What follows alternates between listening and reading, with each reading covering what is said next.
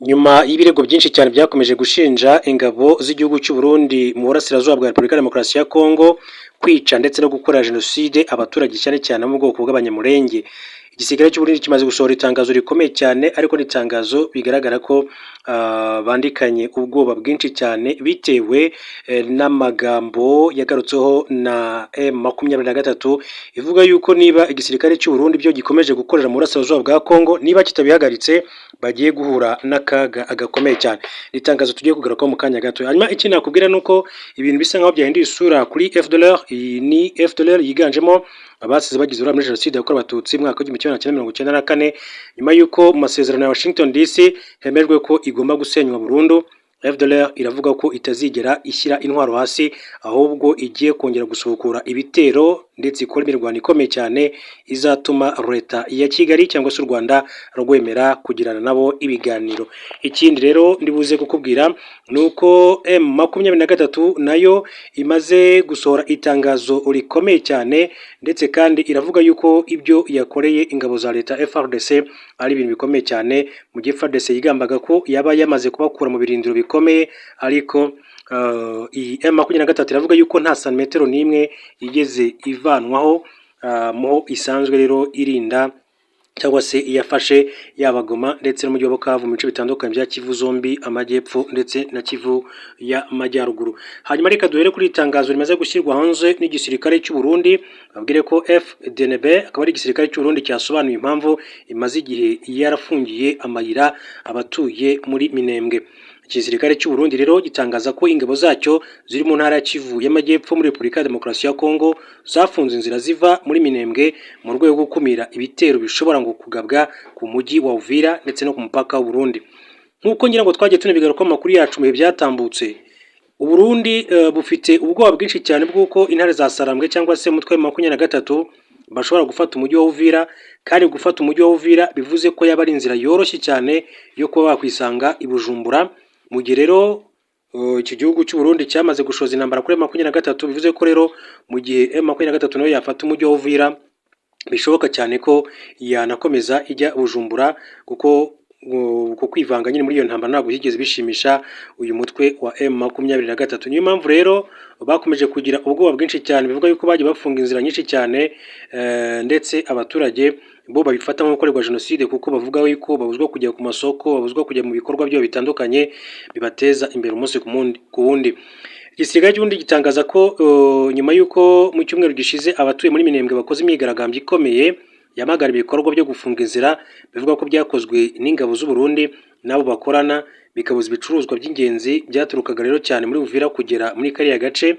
Abigaragambya bagaragaje ko ingabo z'u Burundi zafunze inzira mu duce twa Mikarati, Kwezero ndetse n'ahandi, bakaba basaba ko izo ngabo zasubira iwabo ntizivange mu bibazo bya Kongo. Umuvugizi w'ingabo z'u Burundi General de Brigade Gaspard Baratuza, umuvugizi w'izi ngabo rero, akaba yabwiye BBC ko nta musirikare n'umwe w'u Burundi mu Minembwe ukiriyo. Yakomeje agira ati iyo myigaragambyo ati bayiteguye kugira ngo bayobye amahanga, bafata abana n'abagore babajyana mu mihanda ngo bigaragambye bavuga ko bamagana abarundi, ariko nta murundi uri muri ako gace nk'uko yajya bigarukaho. Gaspard Baratuza, uyu muvugizi w'igisirikare cy'u Burundi, yasobanuye ko abasirikare b'u Burundi bari ahitwa Muramvya, Mugeti ndetse na Majembwe. Ati mubaze abanyamurenge baho babana neza n'ingabo z'u Burundi ku buryo barema amasoko nta kibazo. Aho Iminembwe rero bari kumwe n'abanzi, nibo rero barimo guteza urusaku. Yongera agira ati iyo Pwezero bavuga ati n'ahandi ni inzira bashaka rero kunyuramo bajya gushakira ibyo kurya baha abanzi. Ati niyo mpamvu rero zahafunze, nta muntu ufite uburenganzira bwo kunyura inzira agiye guhungabanya umutekano Uvira cyangwa se ku mupaka, ariko abatuye za Muramvya, Mujeti, Majembwe bo baragenda nta nkomyi nk'uko yabivuze. Amakuru avuga ko u Burundi bufite muri Kivu y'amajyepfo ingabo zirenga ibihumbi 10.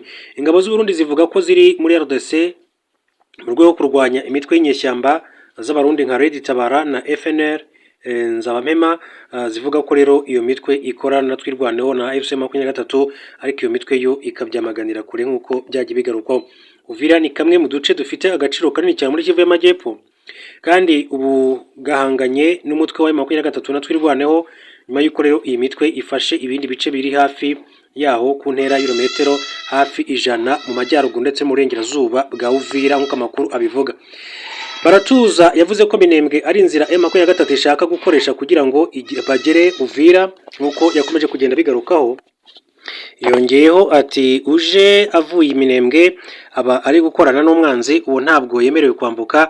Birumvikana ati ni binatandukanye n'abanzi, ati nabo bagizi ba nabi, ati bazareba ko batabona umutekano wabo, ariko igihe bati mu bikorwa bya Red Tabara ati n'abandi bakorana bigaragara ko bagamije kudusatira, ati ntitwabareka nk'uko Brigadier General Gaspard Baratuza umuvugizi w'igisirikare cy'u Burundi yakomeje kugenda abigarukaho muri rusange. Hanyuma reka mabwire ko M23 ati nta santimetero bafashe. Lieutenant Colonel Wiringoma umuvugizi wa M23 mu bya gisirikare avuga mu kwisubiza ibirindiro bya FARDC na Wazalendo. Umuvugizi w'umutwe witwaje intwaro wa M23 Lieutenant Colonel Wiringoma yatangaje ko ingabo za Repubulika Demokarasi ya Kongo n'ihuriro Wazalendo bitigeze byisubiza ibirindiro mu ntara ya Kivu y'Amajyaruguru cyangwa se Kivu y'Amajyepfo. Abarwanya M23 bamaze iminsi bahanganira n'ingabo za RDC na Wazalendo mu bice bitandukanye biturutse ku bitero iri huriro riba ryagabye ku birindiro byabo. Mu bice iri huriro ry'ingabo za RDC zavuze kwambura M23 harimo 4 byo muri Kibati groupement ya Ruberike muri teritwari ya Walikare. Gusa nyuma y'iminsi 2 byavuzwe ko M23 yabisubiranye. Wazalendo ihungira ahitwa Miba. Byageze naho rero mu kwezi gushize Wazalendo itangaza ko yafashe ikibuga cy'indege cya Kavumu giherereye mu ntara ya Kivu y'Amajyepfo akigenzurwa n'abarwanya M23 kuva mu ntangiriro za Gashyantare 2025. Mu kiganiro na Voice of Kivu, Lieutenant Colonel yatangaje ko nta bice ihuriro ry'ingabo za leta ya RDC ryafashe, ahubwo rikomeje kugaba ibitero bikomeye cyane mu bice bituwe cyane. Ati niba uvuga kwagura ibirindiro sibyo, ati nta na santimetero imwe bafashe, bakomeza kurasa rero ibisasu ubuhumyi, hanyuma ati barasa aho abaturage bari, barasa ibice bituwe cyane. Lieutenant Colonel Wiringoma akaba yasobanuye ko icyo ihuriro ry'ingabo za leta ya RDC ari ukwica abaturage n'amatungo yabo ndetse no kwangiza imitungo yabo. Yatangaje ko abarwanyi ba M23 bashaka amahoro, ariko ko mu gihe ibice bagenzura bigabwaho ibitero badashobora kurebera, ahubwo ko bagomba rero gusubizanya imbaraga bafite kugira ngo rero abaturage batekane. Ati dushaka amahoro, ati iyo tuvuga ko dushaka amahoro ati ntibiba bivuze ko niduterwa tutazasubiza, ati tuzasubiza icyaba cyose, ati dufite imbaraga zo kubatsinda, ati baratsindika cyane. M23 ikaba yatangaje ko ihuriro ry'ingabo za RDC rikomeje kugaba ibitero mu bice igenzura zikoresheje drone n'izindi ntwaro. Ku itariki ya 11 Ugushyingo ryateye muri Masisi, ariko hari drone yari yarabazengereje ikaba yarahanuwe ku munsi w'ejo nk'uko amakuru yatugezeho yakomeje kugenda abishimangira muri rusange. Hanyuma yitwa FDLR. Iyi FDLR ibyaba byakomeje kugenda bihumira ku mirari nyuma yaho itangaje yuko itazigera irambika intwaro hasi. Mu gihe hashize iminsi igisirikare cya RDC kivuga ko kiri mu rugendo rwo gusenya umutwe wa FDLR uhangayikishije u Rwanda, wo wigambye ko izo gahunda zo ntazihari kandi ko ukomeje ibikorwa byawo nta nkomyi. Ni ikimenyetso cy'uburyo gahunda yo gusenya FDLR ikomeje kuba mukino wo kwishanya, aho RDC imaze imyaka myinshi cyane ikorana n'uyu mutwe ibeshya ko ifite gahunda yo kurwanya aba bagize uruhare muri jenoside yakorewe Abatutsi. FDLR yavutse muri 2000 ishibutse kuri Arir, bayishinze n'abahoze mu mutwe w'intera hamwe wagize uruhare muri jenoside yakorewe Abatutsi muri Mata mwaka w'1994.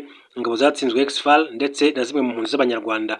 Hashingiwe ku kuba FDLR hari ikibazo ku mutekano w'akarere, tariki 27 Kamena 2025 u Rwanda na Repubulika Demokarasi ya Kongo bifashijwemo na Leta Zunze za Amerika byagira amasezerano y'amahoro arimo ingingo yo gusenya uyu mutwe. Nk'uko rero umushinga w'ibikorwa byo gusenya uyu mutwe biteganya, mbere yo gutangira ibikorwa nyirizina hagomba kubanza ubukangurambaga busaba abarwanyi bawo kurambika intwaro mbere yo gucyurwa. Tariki ya 10 Ukwakira igisirikare cya RDC cyamagariye abarwanyi ba FDLR kurambika intwaro bagishyikiriza leta ndetse n'ingabo z'umuryango w'abibumbye ziri mu butumwa MONUSCO.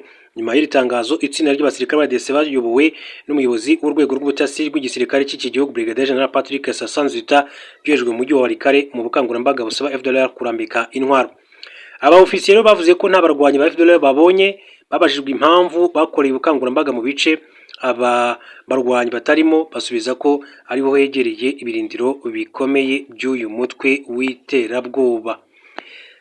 hanyuma rero ni byinshi cyane ariko umuvugizi wa FDLR Lieutenant Colonel Octavien Mutimura nawe akaba yunze mu rya leta ya RDC ubwo yaganiraga na radio mpuzamahanga y'Abafaransa atangaje ko abarwanyi babo baba mu bice bya AFC 23 igenzura kubera ko amasezerano ya Washington yemeza ko ingabo za RDC nazo zifite inshingano zo gusenya FDLR. Bisobanura impande zombi zitanga, bituma hibazwa rero ko ibi bikorwa bizubahirizwa mu gihe hari amacenga.